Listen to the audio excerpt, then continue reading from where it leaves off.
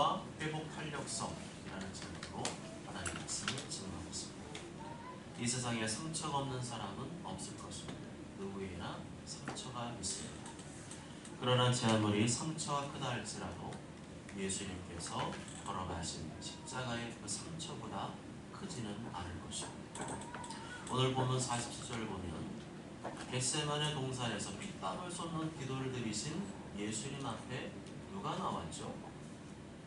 유다가 왔습니다. 가룟 유다. 말씀하실 때 12 중에 하나인 유다가 왔는데 예수님께서 피땀을 쏟는 기도, 철야 기도를 하신 다음에 그 응답의 결과가 뭐였어요? 가룟 유다였습니다. 사랑하는 제자의 배신이었습니다. 왜 이런 응답이 오게 된 것일까요? 왜 이런 최악의 응답이 오게 된 것일까요? 예수님 기도가 잘못된 것이 아닌가요? 하나님께서 잘못 들으신 게 아닐까요? 아니죠. 예수님께서 다른 기도를 드리셨기 때문입니다. 예수님께서 자신의 뜻을 접고 하나님 아버지의 뜻을 구하셨기 때문입니다. 그 당시 하나님의 뜻이 무엇이었죠? 십자가를 지는 것이었습니다. 십자가에서 죽으시는 것이었습니다. 예수님은 그것을 두고 기도했습니다. 내가 원하는 것, 내가 바라는 것, 문제 해결을 두고 기도하는 것이 아니라 하나님의 뜻을 두고 기도했습니다. 십자가를 지게 해주세요. 십자가에서 죽을 수 있게 해주세요. 그렇다면 하나님께서 바르게 응답하신 건가요? 아니면 잘못 응답하신 건가요? 바르게 응답하신 거죠.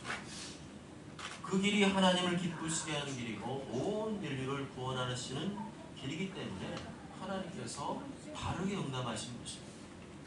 그런 기도를 간절히 드리신 결과 사랑하는 제자 중에 하나인 가룟 유다가 자기를 눈앞에서 대놓고 배신하는 것을 보고도 무덤덤하게 받아들일 수가 있었습니다. 우리도 마찬가지죠. 내가 원하는 뜻이 아니라 하나님 아버지의 뜻을 구하게 되면 그 이후에 내가 원치 않는 어려움과 고난이 다가와도 어떻게 반응할까요? 무덤덤하게 받아들이게 됩니다. 왜요? 하나님 아버지의 뜻을 구했기 때문에. 성경에 나오는 하나님의 뜻은 무엇일까요? 성경 66권 전체에 나오는 하나님의 뜻, 나를 향한 하나님의 뜻이 무엇일까요? 십자가예요. 내가 십자가를 지는 것, 내가 죽기까지 십자가를 지고 가는 것, 그것이 하나님의 뜻입니다.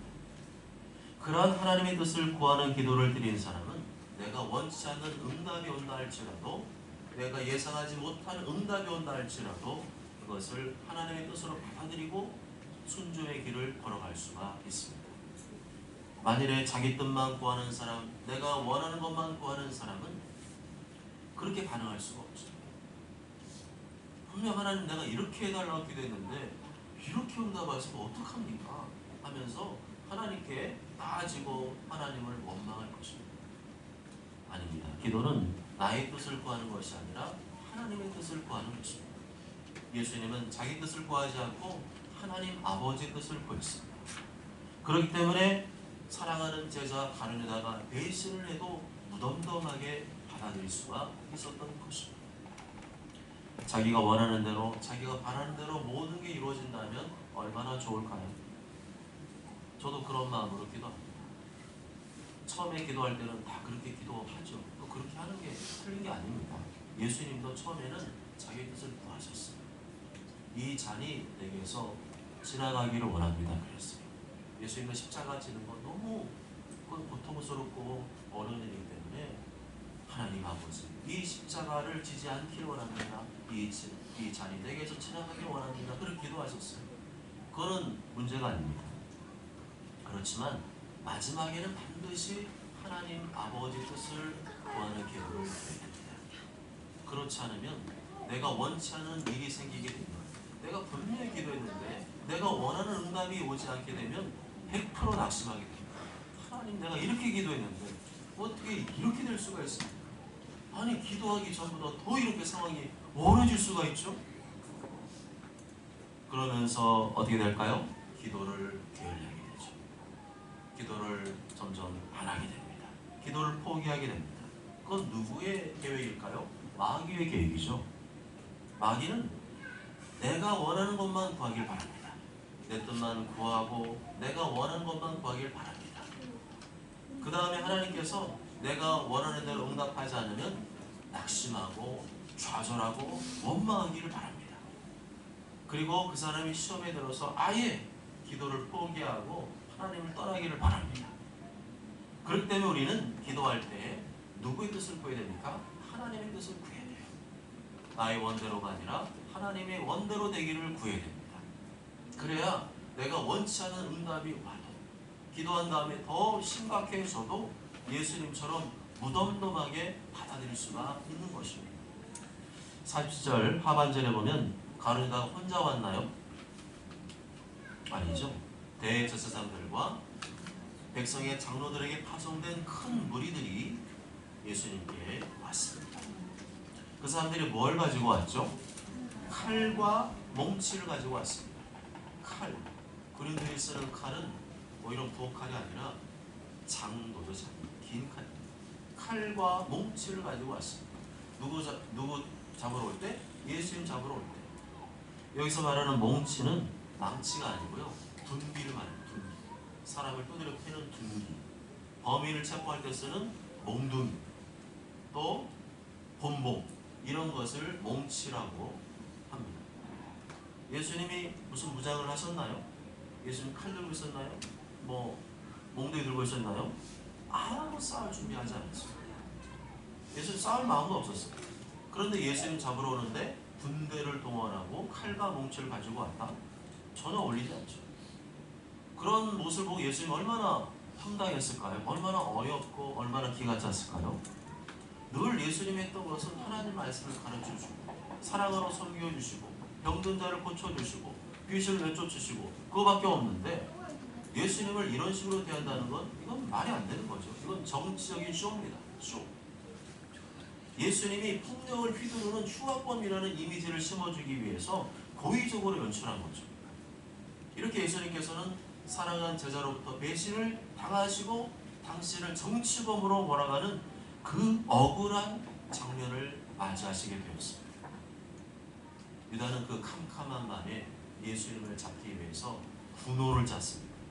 48절 다 함께 읽어보실까요? 48절 시작.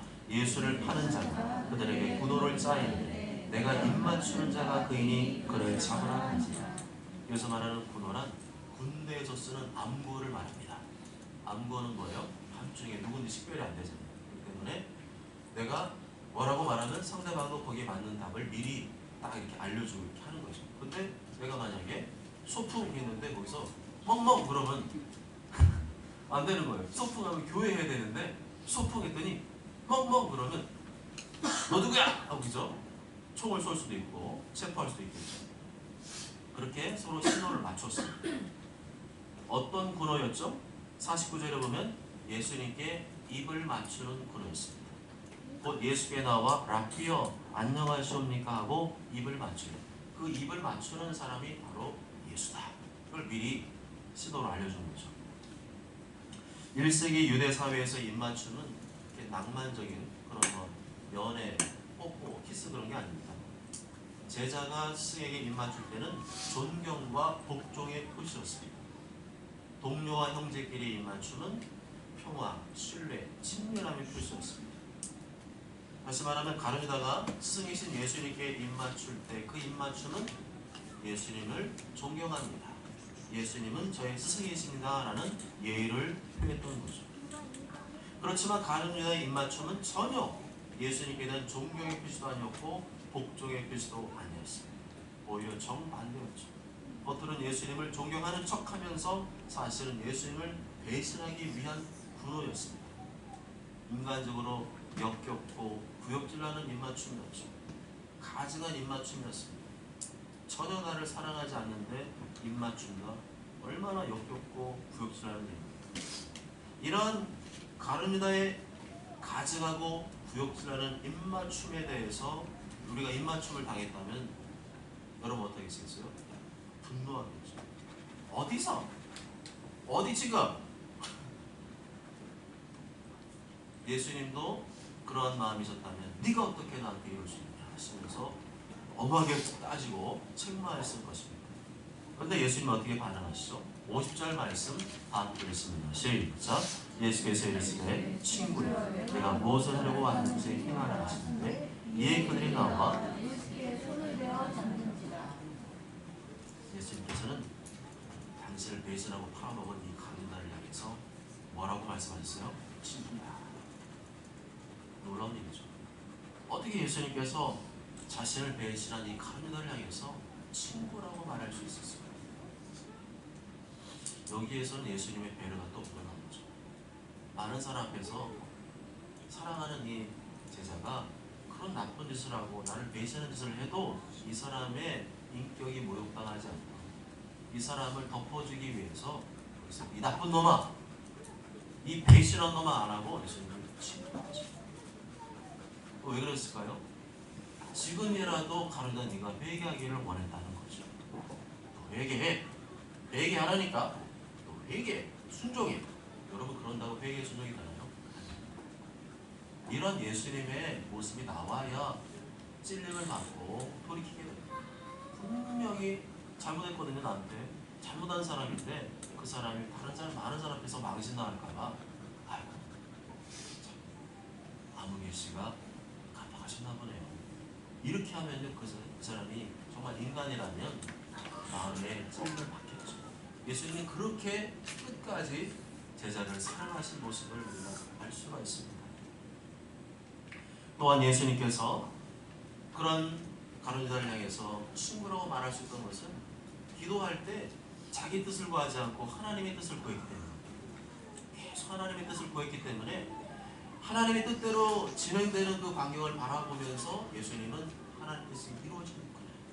그래서 무덤덤하게 받아들일 수 있었고 가룟 유다에 대해서 감정적으로 반한 것이 아니라 당신이 그 자리에서 예수님 하나님의 아들로서 할 수 있는 마지막까지의 그 사랑의 표시를 했던 것입니다. 친구야.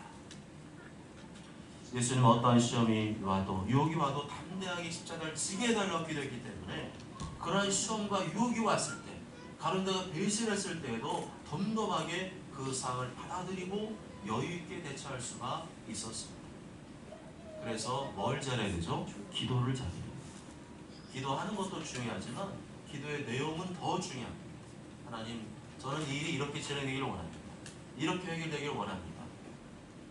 하고 내가 얼마든지 내가 원하는 것을 구할 수 있죠. 그렇지만 그러한 기도를 끝내면 안 돼요. 그렇게 될지 안 할지는 내 소관이 아니죠. 하나님의 주권이잖아요.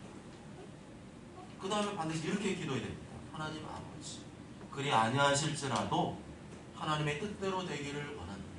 하나님의 원대로 되기를 원합니다. 한번 따라해 보실까요? 그리 아니하실지라도 하나님의 뜻대로 되기를 원합니다. 하나님의 원대로 되기를 원합니다. 아멘. 뿐만 아니라 기도가 너무 짧으면 안 돼요. 할 수만 있으면 기도는 충분히 많이 오랫동안 기도해야 됩니다. 왜 기도를 충분히 많이 오랫동안 기도해야 될까요? 기도를 계속 오래 하다 보면 뭐가 줄어들까요? 내 생각이 줄어듭니다. 그 대신에 점점 하나님의 마음과 생각이 강해집니다. 하나님의 마음과 생각이 내 마음에 부어집니다. 누가 그렇게 하시는 거예요? 성령님이 그렇게 하시는 거죠. 그래서 기도를 짧게 하면 하나님 뜻을 몰라요. 기도를 짧게 하면 내 생각만 말하고 끝납니다. 그렇게 되면 하나님 뜻이 뭔지도 모르고 이해하지도 못하고 알지도 못하기 때문에 내가 기도한 대로 응답되지 않으면 낙심을 하죠. 하나님 원망하게 됩니다. 그래서 우리는 할 수만 있으면 기도를 충분히 많이 오랫동안 해야 됩니다. 그렇게 기도할 때 내 뜻은 점점점 사라지게 되고 하나님의 뜻은 점점 더 선명히 나타나게 됩니다. 그러면서 기도의 제목이 바뀌게 되죠. 나의 원대로 마음치고 아버지의 원대로 되기를 원하나이다. 하나님의 뜻에 내 기도가 맞춰지게 됩니다. 그래야 내가 원하는 대로 상황이 돌아가지 않아도 더 상황이 심각해져도 무덤덤하게 하나님의 뜻이 그런 것이라고 받아들일 수가 있습니다. 다시 한번 말씀드립니다. 기도는 짧으면 안 됩니다.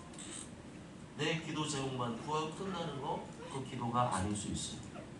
하나님께 내가 원하는 것을 간절히 말씀드릴 수 있죠. 답답하고 호소할 수 있죠. 그 다음에 잠잠히 하나님과 1대1로 교제하는 시간을 가지셔야 돼요. 하나님의 뜻이 무엇인지를 듣는 시간을 가져야 됩니다. 하나님께 물어야 됩니다.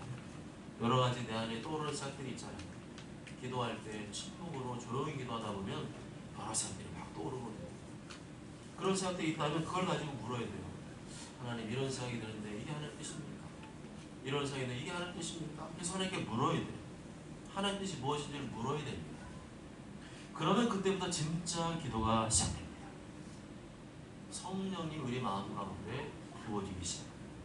성령님께서 점점 하나님의 뜻과 다른 것은 사라지게 하시고 점점 하나님의 뜻인 것은 분명히 해지게 하십니다. 그러면서 자꾸만 내 마음을 하나님께서 원하시는 방향으로 이끌어갔습니다. 분명 기도하기 전에는 이거였거든요. 하나님 대박나게 해주세요. 이 문제 오늘 며칠까지 기한이기 때문에 그 기한 안에 꼭 해결해 주세요 했는데 기도를 오래 하고 많이 하다 보면 이상하게 그 기도는 사라지고 하나님이 원하시는 쪽으로 내 마음이 바뀌게 됩니다. 처음에는 그게 받아들이기 어려울 수 있죠. 그건 아닌 것 같습니다. 그거는 제가 원하는 게 아니에요. 하나님. 그 그림은요, 제가 볼 때 별로예요. 그런데 계속 기도하다 보면 성령님이 임하시니까 성령님이 내 마음을 계속 설득하시고 점점 그런 쪽에 대한 생각, 마음은 줄어들게 하시고 하나님이 원하신 쪽으로 자꾸만 내 마음이 열리게 돼요. 즉 그 뜻을 받아들이기 시작합니다. 그러면서 기도를 하루가 끝나는 게 아니잖아요. 계속 하나님 앞에 잠잠히 기도하고 기도하다 보면 점점 더 그 생각을 하게 되면 하나님 나의 기도 중에 알려준 그 마음 생각을 자꾸만 받아들이게 되면 내 마음이 깊어지기 시작해요. 그전에는 그렇게 싫었는데 그렇게 되는 건 내가 원하는 게 아닌데 이상하게 그렇게 기도하면 마음이 불편하고 하나님 원하는 대로 계속 기도하면 내 마음이 깊어지고 마음이 확실히 찾아오게 되고 막 결단이 일어나게 됩니다. 그래서 목사도 하고 선교사도 나가는 거예요. 하나님께서 이걸 원하시는구나. 분명한 결단 확실히 서게 되죠. 그럼 그게 뭐예요? 하나님의 뜻인 거죠. 이렇게 기도를 통해 하나님께서 미리 알려주시고 준비를 시켜준 사람은 기도 후에 내가 원하는 대로 안 돌아가도 당황하지 않습니다. 그걸 보면서 뭘 봐요? 하나님께서 기도 중에 알려주신 그 방향으로 가고 있구나. 내가 원하는 방향은 아닌데 하나님 원하는 방향으로 가고 있구나. 하나님 뜻도 이루어지고 있구나는 것을 깨닫게 되고 받아들이게 됩니다. 50절에 보면 이렇게 가누다가 입 맞춘 다음에 무슨 일이 벌어졌죠? 그들이 나와 예수님께 손을 대어 잡았습니다. 예수님을 체포했습니다. 그들이 무엇 때문에 예수님을 체포하는지 알려줬나요? 안 알려줬습니다. 무슨 죄목으로 당신을 체포하는지 알려줬나요? 안 알려줬습니다. 그냥 다짜고짜 예수님이다 그러니까 바로 손을 잡아서 묶고 체포했습니다. 불법이죠. 인권유린이죠. 원래 예수님과 가누다는 어떤 관계죠? 예수님께서 밤새 철야기도 하시면서 세운 12명의 제자 중에 하나입니다. 그에게 모든 재정을 맡기실 정도로 신뢰하는 제자였습니다. 그렇게 사랑하고 신뢰했던 제자에게 배신을 당하셨을 때 예수님의 심정이 어떠하셨을까요? 상상할 수 없는 고통, 아픔을 느끼셨겠죠. 이루 말할 수 없는 아픔과 배신감을 느꼈을 겁니다. 여러분 만약 이런 일을 당했다면 어떠실 것 같습니까? 굉장히 마음이 아프고 힘들겠죠. 참을 수 없는 배신감과 분노를 느낄 것입니다. 참이 안 올 거예요. 그동안 내가 사랑해주고 섬겨주고 품어주고 아껴주었던 것에 대해서 심한 후회감이 올 겁니다. 그런데 예수님은 어떻게 그런 배신의 아픔, 참을 수 없는 분노와 슬픔을 견딜 수가 있었을까요? 그것은 하나님의 뜻을 보였기 때문입니다. 십자가 지게 해달라고 했죠. 죽기까지 복종해달라고 했죠. 그렇기 때문에 이미 마음의 준비가 되셨기 때문에 이런 상황이 와도 충분히 견딜만 하셨고 그 십자가 속에는 누구도 포함되어 있던 거예요? 가룟 유다의 배신도 포함되어 있습니다. 하나님 아버지 무슨 일이 있더라도 십자가를 지게 해 주옵소서. 무슨 어려움이 있더라도 사랑하는 제자들이 배신한다 할지라도 끝까지 하나님 말씀에 복종하게 하여 주옵소서라고 기도하셨기 때문이죠. 그렇게 기도하셨고 그러한 결단을 하셨기 때문에 참을 수 없는 제자의 배신의 아픔, 분노와 슬픔이 몰려오는 중에도 견디고 버티고 무덤덤하게 받아들일 수가 있었던 것입니다. 한마디로 말하면 기도의 힘입니다. 기도의 능력이죠. 내가 기도를 충분히 하고 있으면 내 속에 하나님의 마음과 생각이 부어지게 되고 그 결과 내가 원치 않는 상황이 벌어진다 할지라도 그 상황을 무덤덤하게 받아들일 수가 있습니다. 그럼에도 아픔은 있죠. 슬픔도 느낍니다. 고통도 느끼죠. 그렇지만 견딜만하다. 그렇지만 버틸만하다고 느끼게 됩니다. 이게 뭐예요? 기도의 힘이죠.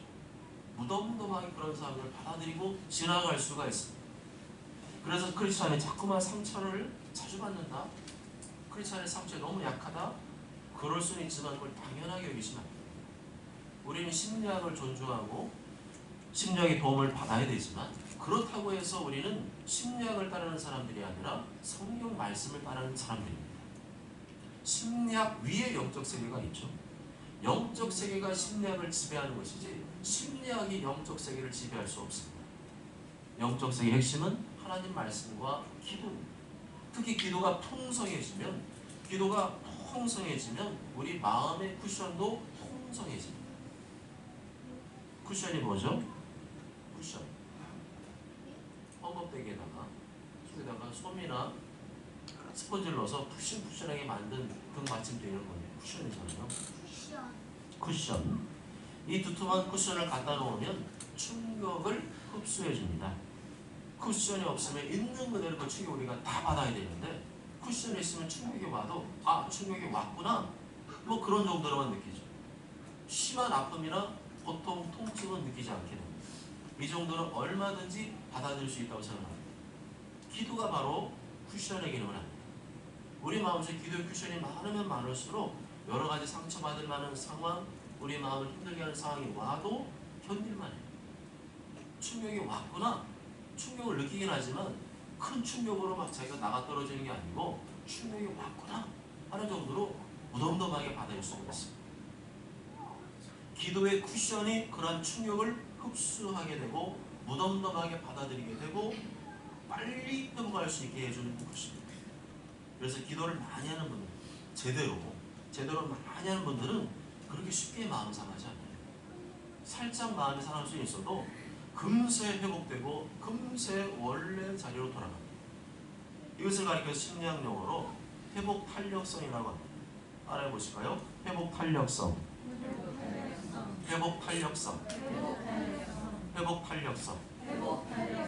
우리에게 상처받을 일 없을 수가 없어요. 다 사는 게 죄인들인데 내 옆에는 다 죄인들밖에 없는데 그 죄인들 심지어는 가족 안에서도 가족 다 죄인이잖아요. 가족들끼리 있으면 항상 행복한가요? 때로는 상처받기도 하잖아요. 때로는 가족 때문에 더 힘들 수도 있잖아요. 그런데 그런 것들이 없을 수는 없고 그걸 어떻게 해결하는 중요한데 가장 핵심은 뭡니까? 회복 탄력성. 그런 일이 있어도 금방 얼마나 빨리 회복하느냐 하는 게 굉장히 중요한 부분입니다. 이것이 좋은 분들은 심리 상담센터 갈 필요가 없습니다. 대부분 상담센터 오시는 분들은 이 마음이 너무 힘들어서 감당이 안 돼서 찾아와서 도움을 요청하는 거죠. 이 세상에 고난도 없고 아픔도 없는 사람이 어디 있겠습니까? 이 세상에 아무런 상처도 없고 항상 기쁘고 룰루랄한 사람이 어디 있겠습니까? 그런 인생의 충격이 찾아왔을 때 어떤 사람은 그걸 빨리 회복하고 아무렇지 않게 일상으로 돌아가는 사람이 있는데 그 사람들의 공통점을 보니까 마음에 쿠션이 있더라는 거예요. 더욱이 우리 크리스천들에게는 기도라는 쿠션이 한 겹 더 있습니다. 언제 닥쳐올지 모르는 인생의 고통과 충격을 대비하고 기도하고 있으면 그런 상황이 오더라도 무덤덤하게 지나갈 수 있습니다. 큰 충격 없이 지나갈 수 있습니다. 그런 사람들이 어떤 사람들이라고 여러분들이 이해하십니까? 예수님처럼 충분히 많이 기도하는 사람, 자기의 뜻보다 하나님 뜻을 구하는 사람은 예수님이 그런 상황에 왔어도 마음의 쿠션이 있기 때문에 가로다가 배신해도 그걸 충분히 받아들이고 지나가시죠. 하나님 뜻을 구하는 사람들은 자기가 원하는 것만을 주장하지 않습니다. 자기가 원하는 대로 돼야 한다고 고집 부리지 않습니다. 항상 마지막에는 하나님의 뜻을 구합니다. 하나님 뜻이 내 마음에 임할 때까지 계속 기도의 자리에 머무릅니다. 그런 충분의 기도의 시간을 통해서 마음에 뭐가 생겨요? 쿠션이 생겨요. 쿠션. 마음의 쿠션. 그래서 기도한 후에 내가 원치 않은 상황이 온다 할지라도 그것을 충격은 오지만 하나님의 뜻으로 받아들이게 되죠. 그리고 그 상황 속에서도 묵묵히 하나님의 뜻이 어떻게 이루어가는가를 발견하게 되고 하나님의 뜻을 이루어가는 작업들을 진행하게 됩니다. 여러분은 진돗개와 시바견의 차이점을 아십니까? 은우는 진돗개와 시바견의 차이를 알고 있나요? 잘 몰라요? 그럼 잘 들어야 돼요. 생긴 건 둘 다 비슷해요. 우리나라 진돗개는 허옇게 생겼고 시바견은 대부분 누렇게 생겼어요. 생긴 걸 보면 진돗개보다 시바견이 더 귀여워요. 진돗개는 약간 귀가 쫑긋하고 힘있는 자세라면 시바견은 좀 약간 통통하고 진돗개보다 몸집이 작습니다. 좀 귀엽게 보이죠. 그런데 생긴 건 비슷한데 성품이 많이 다르네요. 진돗개는 자기 주인에게 충성, 오로지 한 주인에게 충성합니다. 그래서 군견으로 못 씁니다.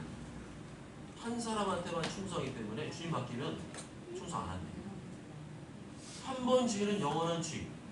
자기 주인을 보호하기 위해서는 자기의 목숨을 던지는 개가 진돗개입니다. 그래서 그 진도에 가면 진돗개 그 동상 있잖아요. 그러나 시바견은 자기중심적이라고 합니다.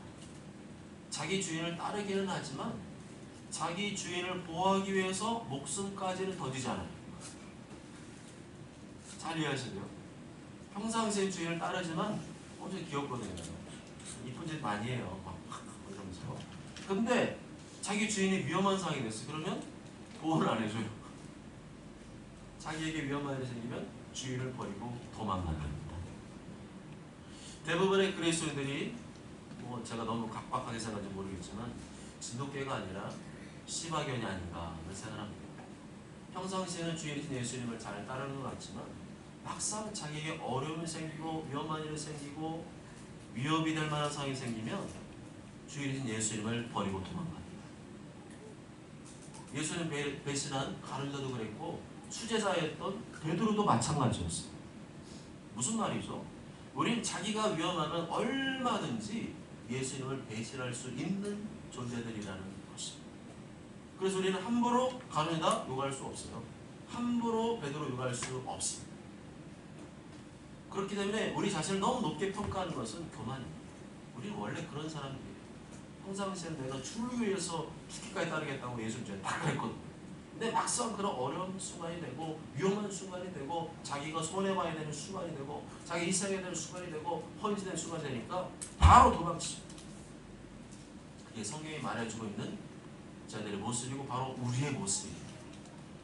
사랑 여러분, 우리가 평상시에는 주인을 잘 따르는 진돗개 같지만 막상 위험한 순간이 되면 시바견입니다. 입으로는 예수를 죽기까지 따르겠다고 호언장담하지만 막상 위험한 순간이 되면 예수님 버리고 도망갈 존재들입니다. 그러나 예수님은 끝까지 하나님 뜻에 순종했습니다. 그 어떤 어려움과 고난 속에서도 하나님 뜻에 순종했습니다. 나중에는 하나님 뜻을 이루기 위해 자신의 목숨까지 버리셨습니다. 왜 우리는 예수님처럼 살아간다는 것을 알면서도 예수님처럼 살지 못하는 것일까요? 왜 가룟유다나 베드로처럼 내가 어렵고 힘든 상황이 되면 나 몰라라 하고 예수님 배신하고 교회를 배신하고 도망치는 것일까요? 그것은 기도에 있습니다. 예수님과 우리의 차이는 기도에 있습니다. 우리가 예수님처럼 끝까지 하나님의 뜻을 이루려면 예수님처럼 심한 통곡과 눈물로 간절히 기도하는 기도의 시간이 없으면 우리는 절대로 진돗개처럼 살 수가 없습니다. 시바견과 같은 이기적인 존재가 진돗개 같은 충성스러운 존재가 되려면 뭐가 있어야 돼요? 눈물의 기도가 없어야 돼요. 그래서 제가 항상 말씀드리잖아요. 기도 없는 사람은 중직자 생활 안 됩니다. 눈물의 기도가 없는 사람은 중직자 생활은 교회가 더 어렵게 됩니다. 힘들게. 왜요? 어려운 순간이 되면은요, 이런 사람들이 진돗개가 아니라 시바견이 딱 드러나요. 그래서 목사님이 힘들어하고 목사님이 아파하고 교회가 큰 어려움을 겪게 됩니다. 기도만이 예수님의 죽을 수 있는 충성스러운 성품으로 변화시킬 수 있는 줄 믿습니다. 모쪼저는 모두가 끝까지 주를 위해, 교회를 위해, 복음을 위해 충성하는 영적인 진돗개가 되고 예수처럼 힘쓰면서 더 간절히 기도하는 성도, 내 뜻이 아니라 하나님의 뜻을 구하는 성도들이 다 되시길 주님의 이름으로 축복합니다. 아멘.